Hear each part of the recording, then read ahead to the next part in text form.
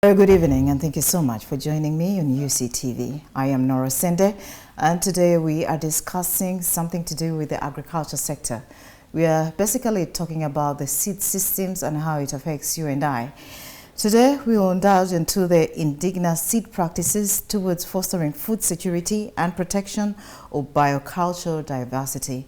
Now today with me in studio we have two gentlemen who are going to help us understand a little more about the food system and how it affects you and I, and what best we can do in order to avoid some of these effects that comes with the seed and its systems. Well, we have Jonathan Lubega and we have Mr. Tabaro Dennis. You'll kindly introduce yourself. We'll start with Jonathan. Yeah, welcome. Thank you so much for hosting me here today. My name is Jonathan Lubega. I'm the Programs Officer, Agricultural Trade for Rural Transformation at the Southern and Eastern Africa Trade Information and Negotiation Institute. It is, in short, we can say Siatini, Uganda. Yes. Glad to be here. And Mr. Yeah, Tabaro. thank you for having me here. My name is Tabaro Dennis Natkunda. I work with the African Institute for Culture and Ecology. I'm the Executive Director. You're all very welcome, and thank you so much for taking time. I just want to start off with a note on, we are discussing indigenous seed practices and how it fosters food sovereignty and protection of biocultural diversity. And Jonathan, I just want to start with you and just try to understand, why is this discussion important at this point in time? It is important because there is an ongoing clash. You know, it is a debate that is coming up between the increase on the struggle between formal and the informal seed system, and of which, when you look at the informal seed system, it is in light with the indigenous varieties and all that kind of categorizing the seed system. And it is also important to realize, and because it is coming up at a stage whereby global discussion are shaping towards and against, actually they are shaping against our indigenous food system, instead of promoting our indigenous one that we see, the practices that we do, it is all now changing very, very fast.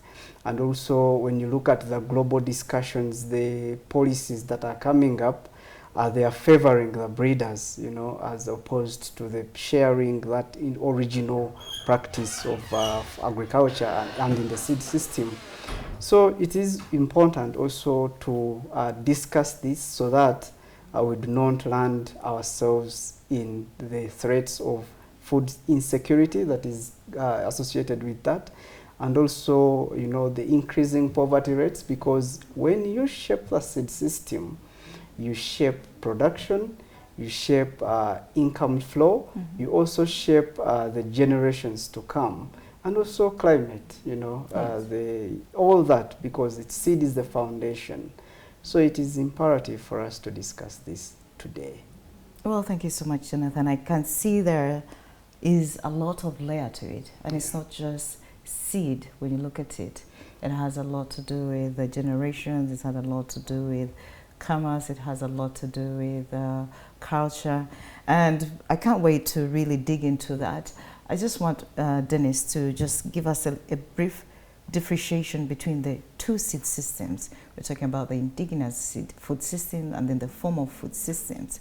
Dennis, can you just give somewhat out there a detailed description of these two systems? Yeah, thank you. There is this dissection of the seed system, where we have what they call informal and formal. Informal meaning the indigenous seeds or indigenous seed systems and the farmer managed seed system. And the formal one is the commercial seed, where some of the seeds are genetically modified, or where we have hybrid seeds. So in my discussion, I will be talking about the commercial seeds versus the farmer managed seeds. All right. So when we talk about the two, and you talk about informal, it appears as if the informal is inferior. And in fact, that narrative has led to looking at the indigenous seeds and farmer managed seeds as not being as sophisticated, as being helpful, as being economic as the formal, which are commercial seeds. And we need also to understand how this one came about. In Africa, and even in some other, in sub-Saharan Africa, the food system, as Jonathan has indicated, the food is life. The food is the foundation of everything in life everywhere. But in Africa, the food is more connected with human life, human culture, and nature. You cannot separate them. You cannot separate food from nature, from the human cultures. But then capitalism or greed has come in, maybe engineered by the corporations or the commerce and capitalism, where that food systems that dealt with cultures and nature have been captured, because they want to control the food systems, and because capitalism is about profits. You produce food for profits. You want to make money. You want to control the market. And as such, they have now gone into the indigenous and farmer managed seeds and captured them and left the farmer vulnerable. The commercial seeds, they come up under the pretext of saying Africa is food insecure. Then we need more food. We need to produce more food. We need to provide seeds for farmers. The indigenous seeds are no longer effective, and as a result, they have gone into production of hybrid seeds, production of indigenous, of genetically modified seeds, because they want to get quick outcomes or quick yields, and then go to the market and get profits and feed the world in brackets. But we must know that our indigenous seeds have been here for millions of years, and the practices are rooted in our cultures, are rooted in the protection of nature, are rooted in protection of climate. And so when we bring in the commercial seeds, then this other side of culture, nature, then it is no more. Yes, Yeah. you've talked about something very interesting there when you discussed that we have been brainwashed into thinking that the indigenous system is actually inferior to the formal system there, where we have the hybrid and we have the genetically modified, and you find that everyone nowadays, for some reason, is rushing into buying these formal seeds that are from corporations. And so that is interesting, because earlier on, I think Jonathan mentioned that 80% of their seed system is actually indigenous seed system, right? I just want to turn to Jonathan a bit and just ask you, how does it really matter who is in charge of this seed? How does it affect us as a common person there? Does it really matter, actually, who is controlling the seed? Oh yeah, it does, and it really does matter, because he who controls the seed, as I said previously, and as Dennis has highlighted, that determines production and shapes the supply and surpluses and all that. So you know, it matters in the way that the cooperatives and also the narrative is deep-rooted in the policy frameworks that we have, basically at the global level, starting with how many the companies that are entrusted with controlling the seed system. Particularly, we have like 4 companies at the global level controlling over 60% of our seed system. So what does that mean? And it means that when you take control of the production, it will imply that you will have to enrich a particular person. So their interest is in enriching themselves, vis-a-vis complying with what is really required at the particular level. I would take a chance, to also implore our viewers to think about the aggressiveness of these advertisements that are being done. When you hear advertisements that are done, or even when you go to the market to buy seeds, you will be accompanied by buy this fertilizer, buy this pesticide, buy this, buy that, buy that. So it means that when you are controlling this seed, it's not only a seed, you're controlling all the system as we are looking at it. The system, what makes the seed mature, what comes up with the seed. So it implies that when the person controls the seed, that person is going to be benefiting economically in all the system. But without that, then that system is not making profits and all, it's not even making sense.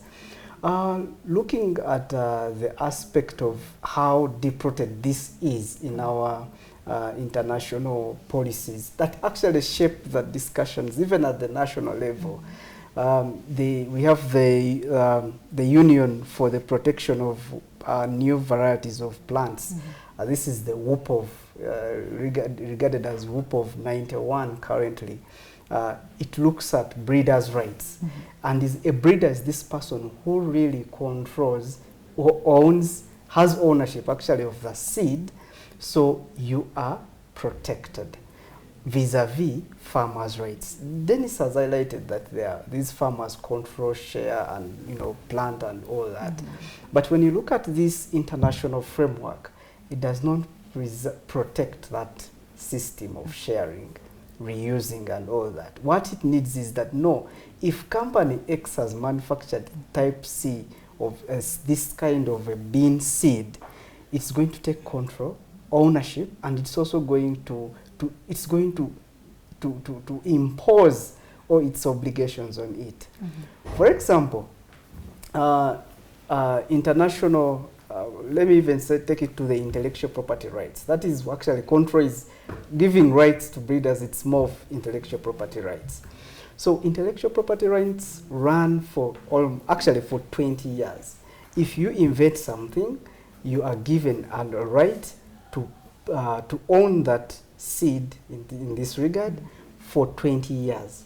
So in that 20-year period, if I find you sharing, reusing, doing whatever you really want, I hold you accountable. And in holding you accountable, it is a criminal case which can actually cause you lose lose money and all that. For example, recently, is it last week, but last week, where discussions were now blending into, actually it was a headline where any farmer caught planting a particular seed it was a patented seed, that farmer is supposed to pay 1 million Kenyan shillings. So you don't have to go there if you are saying that then that means you're controlling the seed, you're controlling the profits. So we need to look at it deeply from the international discussions and how these discussions are cascading in our national frameworks. And that has also gone deeper into how our legal and policy frameworks are shaped. And we have Uganda. We have the seed policy. We also have the Seeds and Plants Act. All these laws look at the two priorities of formal and the informal. So, if it was not this to look at who owns the seed, perhaps the formal system would not have been included into the legal documents. But if it is there, and in reality it is even given much priority as opposed to the informal, so it gives us a good opportunity to discuss this and also to highlight these issues that are not favorable to the farmer. That is actually very quite deep, how it is actually interwoven in there, and you can see that actually the person in control really matters. And I just want to go back to Dennis and discuss a little bit more. Earlier on you talked about how there is a picture that is being painted about how indigenous seeds do not work as well as better as the hybrid seeds or the formal seed sector. And then you highlighted about how the pictures, or there is a notion that goes on about how Africa is starving and there is a lack of food and all this. There are cases where we've had actually places like Karamoja, you know, where there is starvation. And some people use that to actually advance the formal seed systems. Just kindly let us know, in what ways is the indigenous seed practice important for food sovereignty in local communities? And why do you think there's still some places in not just in Uganda but in Africa, I was giving an example of Karamoja, that still have this lack, despite now we trying to advance for indigenous food systems or the seed systems? Yeah, thank you. It is important to understand where this issue of saying Africa is starving, the indigenous seeds are not working. As I have already said, and as Jonathan said, there is a word conspiracy, I should call it, where the policymakers have conspired with the big corporations to take away the sovereignty, the food sovereignty of a farmer, to make him vulnerable, to paint a picture that his indigenous food system is not working. Look, up to around early 90, we did not have situations where farmers were spraying their crops with chemicals. We did not have farmers buying these chemical fertilizers. But time came when even their indigenous seeds could not yield. The problem was that the introduction of the quick yielding seeds, the genetically modified seeds, which are very fast and you know, they attract a market and all that, when they were introduced, they are introduced together with those chemicals. And so as a result, the soils died. The soils died, and we must, the viewers must understand that farming or crop growing is not an isolated issue. It is connected with the surroundings, the environment, the forests, the air, the water, the insects, the birds, the rivers, and all that. So food grows into that kind of situation, and it is not isolated. So when you kill things to do to support the food system, the growing, breeding, multiplication, harvesting, storage, all those are systems, including markets, including consumers, all those are systems. So if you bring in the chemicals that kill the soil, and then you no longer have good yields, then you do not expect to have food. We are facing a situation where, for example, in Uganda, you find in Bushenyi, people are producing a lot of food. In Karamoja, they are starving. To me, I would say it is twofold. There is a market dysfunctionality, or there is no communication in the market, because otherwise the government would have brought food from Bushenyi and supplied it to Karamoja. And number two, we need also to understand, how did the Karamojong survive in so many years ago, or even up to around 85, 89, 90? What happened? One can say about the wars, you can talk about, but I think also the culture that was bringing, was supporting the food production also died. There is a way how people grow food, how they select seeds, how they share the seeds, how they store the seeds in their local granaries, how if you do not have the seed today, your neighbor has. And there is this knowledge which has died, because a traditional farmer, more especially women, she knows which seed is grown during the dry season. She knows a seed that takes a shorter period in the soil, which can counter address the famine. Then that woman also knows which seed is intercropped with another, so that at any one time there is food availability, because if this seed dies, this one comes up, it supports this one. If this one is killed by pests, another one will survive. And they know the seasons, and then the intercropping also helps to make sure that if there is a seed that has been planted for which takes maybe 1 month, there is another one which takes 3 months, another one takes 3 years. For example, the indigenous varieties of cassava.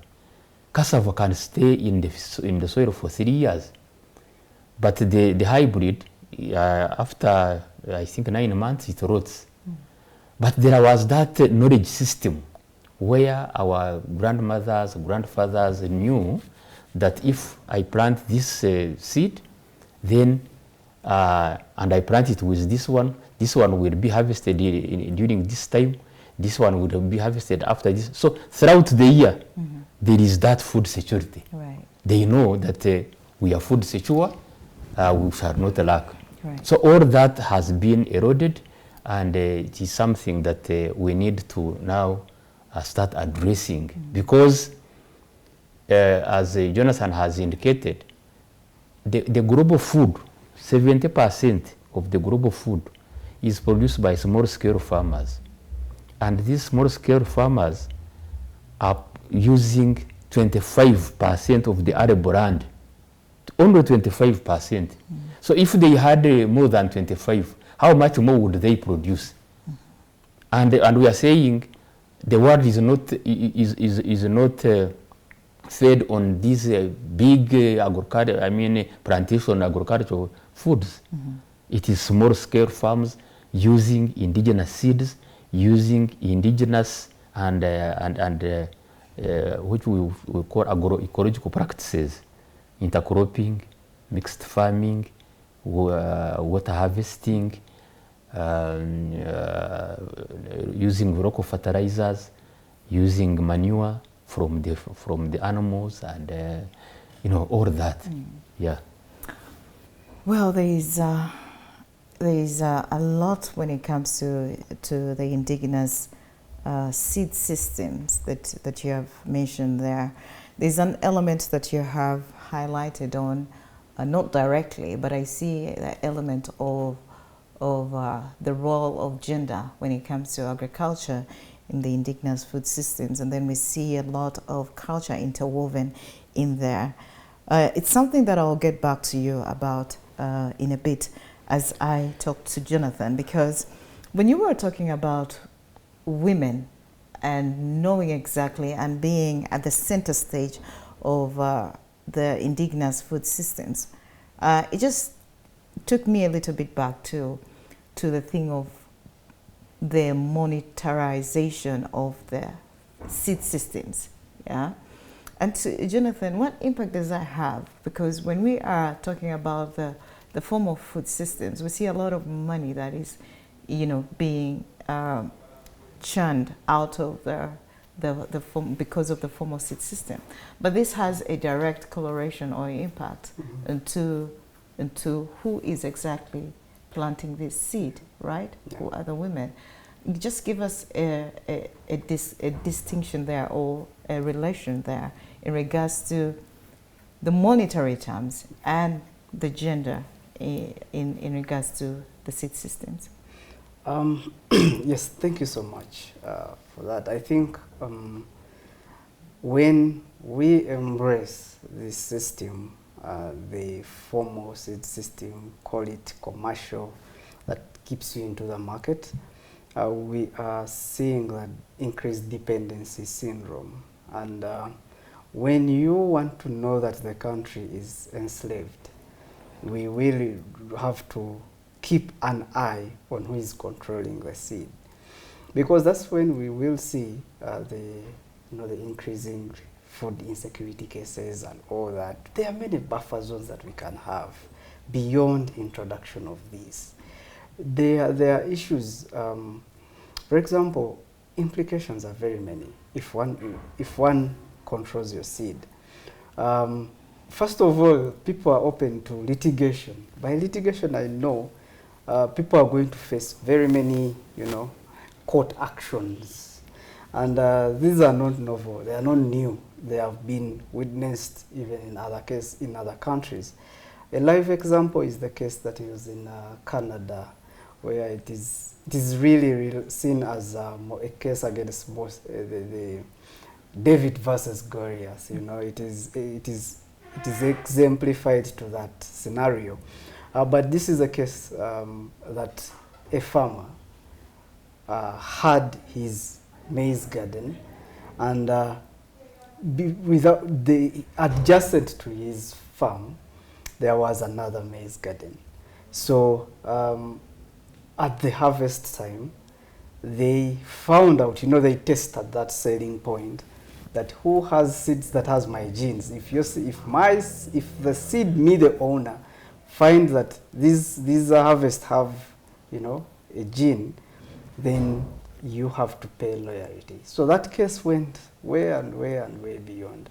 So court found out that no, regardless of where you got that gene, because that it came because of cross-pollination. Maize scientists know it, the maize can pollinate the other. So when pollination takes place on cross-pollinated crops, then they will get the gene. That's when we found, actually that's when the court said that regardless of where you get the gene, you have to pay Monsanto. So the question is, to what extent are we going to see those cases in our African countries, where we have lots of land fragmentations coming in. There are no buffer zones to that land, and tests are being done to identify the best strategy. You know, in our villages, this is not new, whereby someone has 1 acre, the neighbor has 2 acres, the other one has half an acre. So it is a lot of things, and everyone grows whatever they really want. So, and the effect is, it trickles down to the person, the woman there, because women are more into our agriculture system. And we are trying to, you know, to come against poverty as the government through its programs. And before you know it all, women are going to go back to that, you know, that kind of compensations, going back to the market, because they are enslaved into that system. So there is that kind of a challenge that we see on the gender aspect. But also, there is, when I really do not want to miss this point on the market forces. You know, when we do not have efforts that facilitate the indigenous. So many people are saying, no, you're talking about this, you're talking about that. You don't have solutions. But for us, we think that if you provide circumstances that will enable indigenous varieties get their market. For instance, you know, indigenous varieties are associated with organic production. Right. And if you have markets available that onto which a farmer can place their products at favorable prices, you know, actually they even call it premium prices. Give premium prices for organic products. Then you see people will go against this kind of seed system, the formal that calls for lots of intake and inputs that are required. So all that is something, and because you've left the markets determine themselves, so people are just running away from the best practices to those ones that are profitable. Recently we did work in Mitiana district, and as Siatini, we wanted to understand what really is in the field and what are the voices of the people.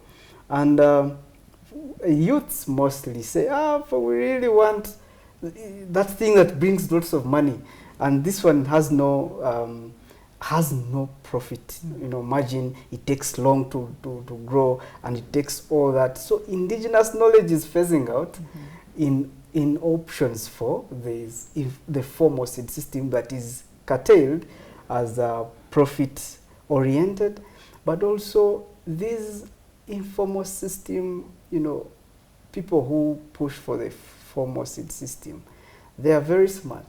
They chase generations, you know. Now currently generations, because the indigenous knowledge is phasing away, and now their push is not stopping till we have the youths, all that generation accepting and understanding that this is the only available production system we have. So the other one, we do not even know how to manage our seed systems, how to manage our practices, and even how to keep the seeds. So it is phasing out. Isn't that sad that there is a generation probably that may not actually have a clue that there is an indigenous seed system that is actually even better than what we think is. And I just want to leave that to Dennis, because Dennis, you had talked about, it's still something that you highlighted on about the knowledge, women having the knowledge, and then the role of gender in preserving the indigenous seed systems. But also, I just need you to highlight how the indigenous seed system is interwoven with our culture, and how that means a lot to us one way or the other. Yes, thank you. As I said, the food cannot be separated from our culture. And by the way, most of the seed varieties have survived because the cultures associated with those seeds are still there. And those cultures and cultural ceremonies and beliefs which have been suppressed, then the seeds that are connected to such ceremonies and cultures have also disappeared. A good example, I come from Ankole region. Our staple food, our indigenous food, one of them is millet. Millet is very essential to every household. One, you cannot have any traditional ceremony where you will not use millet. When you are giving away your daughter, when you are receiving a new woman, when you have harvested, and then the girl is, the new woman is taking the first meal to the in-laws. All of those were very essential in preserving the seeds. And different seeds and in different communities are used for different traditional ceremonies and cultures. In Buganda here, I was told that gonja is a sacred seed, is a sacred food, which is served to the Baganda ancestors for blessings and for conservation. So they take this gonja to places, for example, the forests or near wetlands or the water sources. And as such, they have kept on growing gonja. And also, the ecosystems, the natural ecosystems have been preserved because they are using those seeds. So if now you come about and say, some of these cultures, and you started demonizing them, you are saying the Baganda culture, the Basoga cultures, where they are using seeds for these ceremonies, those are satanic. Then you are stopping the multiplication of that seed. You are stopping the consumption of that seed, because, as I have already said, food is not only for eating, but it has medicinal components and all that. So when we come back to the women are traditional custodians of seeds, and as such, they have taken time to understand which types of seeds, the different varieties. They know that the one which cooks very fast.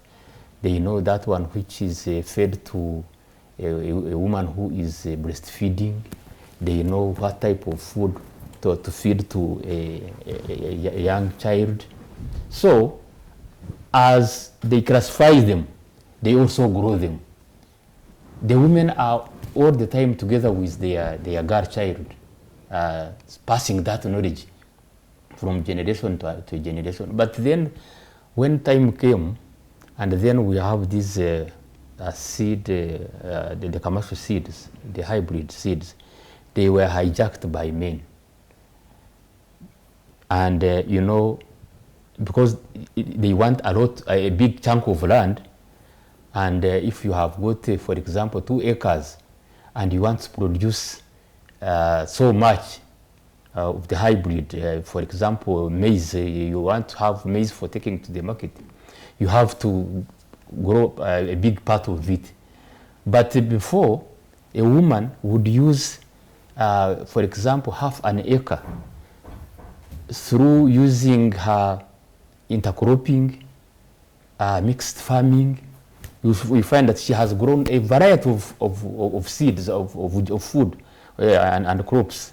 Cassava is planted with maize, planted with beans in the small place.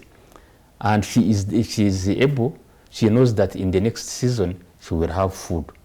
But when the men took over, and the small piece of land that is owned by household, it is taken for the hybrid, and then because the men want that money for, you know, for their own, and you know, the men control the markets. So then the power and the sovereignty of the woman was lost. So now what we are saying is that we need now to go back and understand the food systems, the indigenous food systems that were favoring gender, that were favoring our nature, our climate. And it is now we are talking about agroecology. I am very optimistic now that the Uganda government now is developing a strategy on agroecology. Agroecology is a type of farming. It is our indigenous farming method, by the way, apart from the name, the English name. But it is where people do intercropping. People harvest rainwater. It is where they use local manure. They use local fertilizers. You have got chicken, you have got goats, you have got cows, and all those produce manure which you put in the garden, and whatever you get from the garden, it is feeding the animals. So that kind of farming system, you do not need to go and buy out inputs from the market. Everything is there. So that's what will address the food insecurity. It will also address the loss of biodiversity, because I have already said that hybrid seed need big chunks of land, and with that you have to cut forests and all that. You have to use chemicals, and then the result is the biodiversity loss and the climate change. Right. Yeah.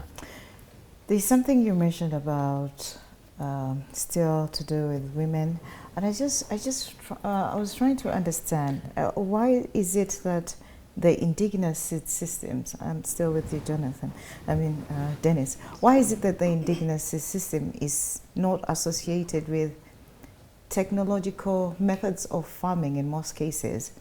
And so at the back of a local farmer, they make it seem that it's only tailor-made for the local methods of farming food. Yes.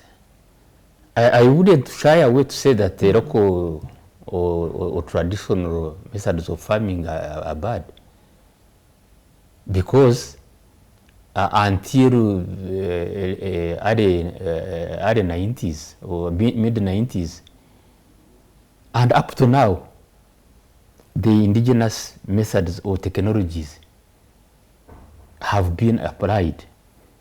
Because if you talk about using manure, local manure, cow dung, you are using rabbit urine and cow's urine for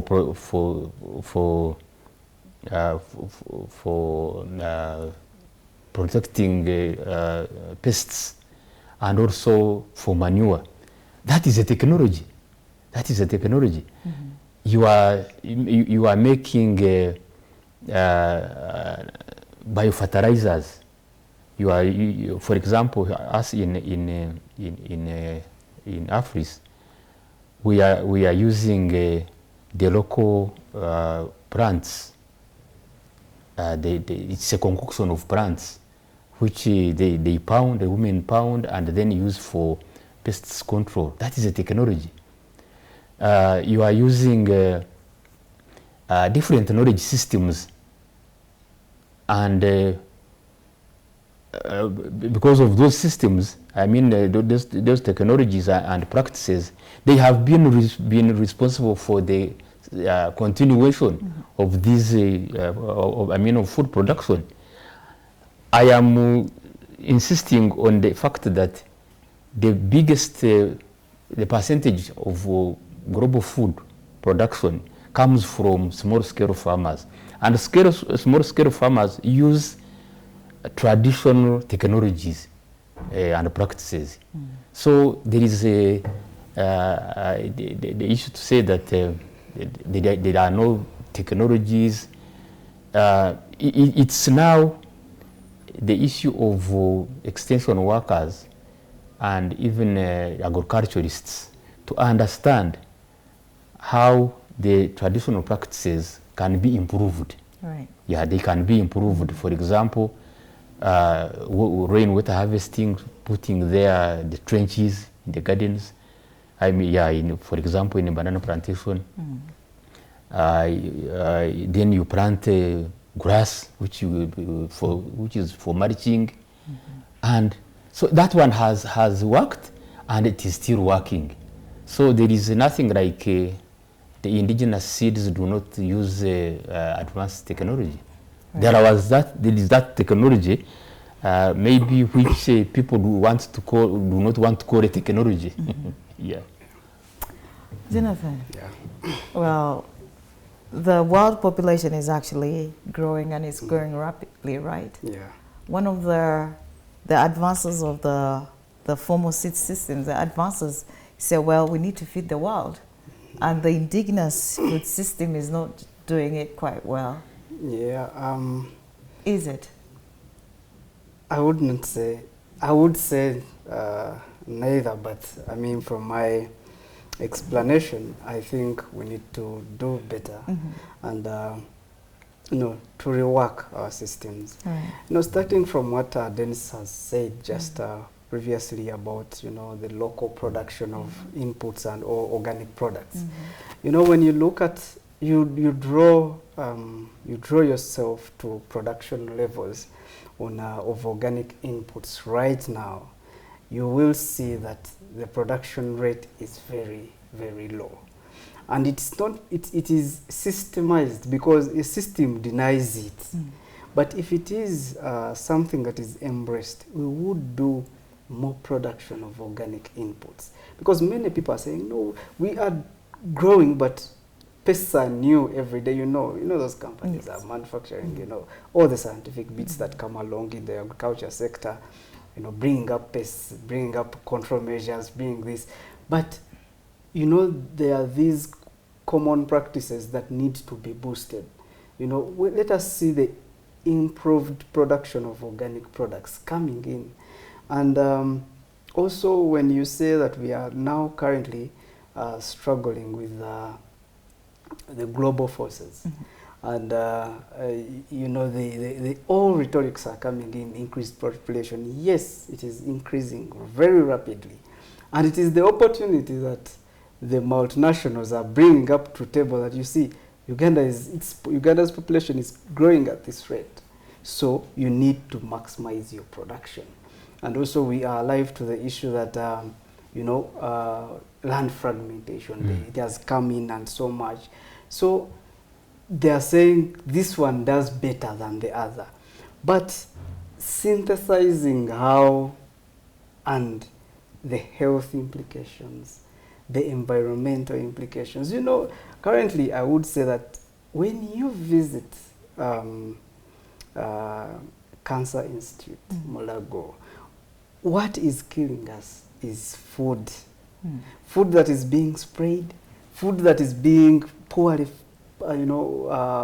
produced, food that is actually those farmers themselves, in fact, people are dying earlier than it would have been. Farmers, we did the research sometime, I was involved into that process, and we were going to farmers, and we saw farmers mixing all concoctions, that synthetic chemicals, mixing with hands without the protective gears, and they're just making ends meet so that they do get maximum production. What's that if we are feeding ourselves to death? If whatever we are doing is death, we are on the death row. When you're on the death row, you are just ready. Okay, let me do this. This is going to happen. I'm sure I'm going to die. I'm sure I'm going to do this. But it is a system. Let us embrace, let us maybe facilitate those, organic production systems. Let us facilitate production of our seed technologies. As Tabaro said, that there are technologies. Yes, farmers have technological advancements that can really multiply, have many products that are coming in. We do not have seed banks. The biggest seed bank globally is in Norway, and it is hosting most of our products. Take it from me that those people know that there is this bean variety, this black bean variety. There is this kind of, there is this maize variety that is indigenous. They have taken it, stored it, preserved it, to the extent that when they see that the world is turning the other way around after the technological advancements, so these new seeds varieties, they will use ours.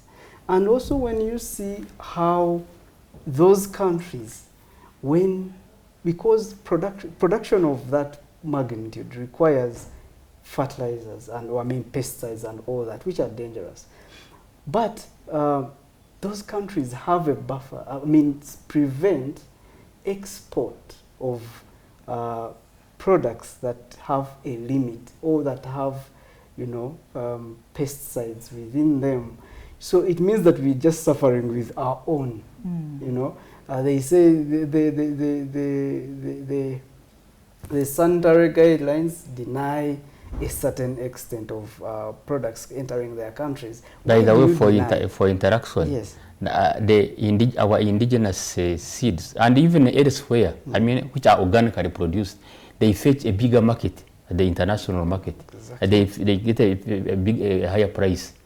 So you cannot now send export crops. You remember our maize here, and all those which have been sprayed by chemical pesticide. They will not buy them. And then again, going back to the population growth, our population, there is no doubt, is increasing. There is a need for food, and land is not expanding. Right. And so where is the space for growing the hybrid seed which are needed for plantation agriculture? You need smaller. You need smaller pieces of land where you can maximize and optimally produce more food, which is healthy. Because there is no land, because population has grown, and therefore we must maximize the small pieces of land we have and grow different kind of crops. And the only way of doing that is adopting the agroecology farming system, which is an indigenous farming system. Okay. Yeah. Dennis, when we talk about the indigenous systems and all is said and done, are the indigenous farmers themselves organized? That's a good question. I would say they used to be organized, but now they are disorganized. We have disorganized them. Our trained agriculture officers, extension workers who have degrees, diplomas, when after being trained in these higher institutions of learning, after being exposed to these researches and all that, of course, some of the researchers are sponsored by these corporations we are talking about. So even if you produce good research results supporting indigenous farming systems and seed systems, that kind of research will not be produced, because the next time you will not have money.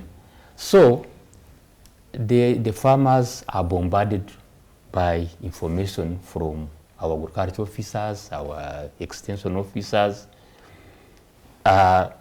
talking about improved seeds, talking about chemicals, pesticides, fertilizers, and all of that. So the farmer gets confused now. What do I take? But here comes Dennis with a degree in agriculture. He meets his grandmother, who was producing food locally and organically. And then the agriculturist says, but we need fast growing crops, and we need to apply this A, B, C, D, and all that. And then the farmer loses it all. When you go to the farmers, they will tell you, "Twagara mutusomese." We want you to teach us. And I have always told these farmers, you have been growing food for years and years. Now you want us to come and teach you the new farming systems which replace your farming system, which was giving you good food, healthy food without chemicals, nutritious food, which was the food which was supporting your cultures. And then we say this is the way to go. I wouldn't want to say that those agriculturists and government are discouraging farmers, but there is a way how the narrative has been formed to say that indigenous food systems are no longer tenable, which is very absurd. And I think because as Afris, we work with indigenous communities, I mean local farmers, we have managed to get farmers, more especially women, those old women have got those seeds. They are keeping them. They have them. So we bring them together, get the land for them, which is a bit bigger. Then they start growing those seeds, and then as they multiply, they share. They share. If one takes 1 kilo, then the next harvest she brings 2 kilos. So in that way, we can multiply these seeds.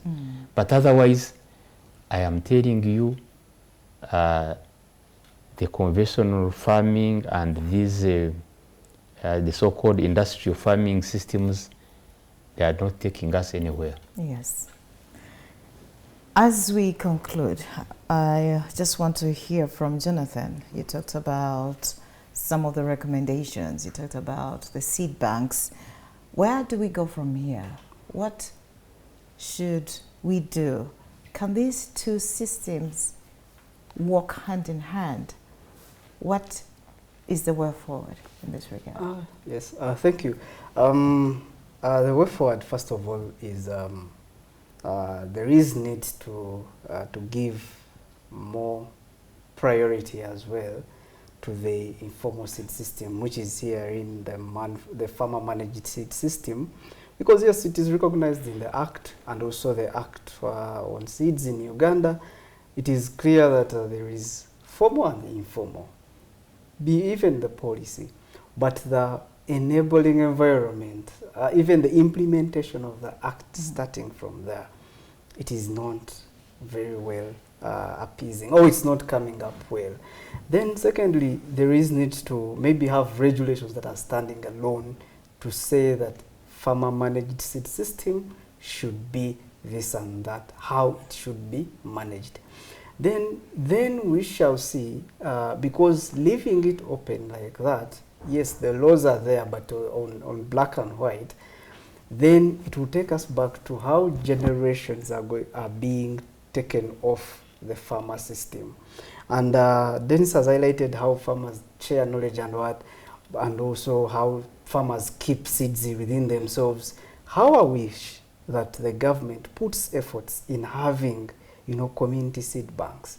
You have, these are the community seed banks. The trainings that are being conducted by agricultural extension workers do have to merge these trainings. But the trainings are facilitated by those companies. So what do you expect? So we need concerted efforts by the government. We also need more awareness for the government to create awareness on us as consumers, because we consumers shape production. The more we demand for the other kind of, formal system kind of farming and practices associated with its, intensive applications of chemicals and all that, we will lose out on the indigenous varieties. As Siatini, we continue to do research and also work closely with the parliament, policymakers and government to shape these discussions and also we have done research on our website. We call upon people to go download and also read and see how to put efforts together. Oh, thank you so much, Jonathan. I'd like to hear what Dennis has to say finally in regards to the indigenous seed systems. Yes, I want to tell the viewers that there is a fight to conserve our environment. Climate change is worrying, and research has shown that agriculture is the biggest driver of climate change. And how does this one come about? The type of agriculture we are talking about is that one which clears the land. The one that clears the forests, clears all the bushes and all the trees.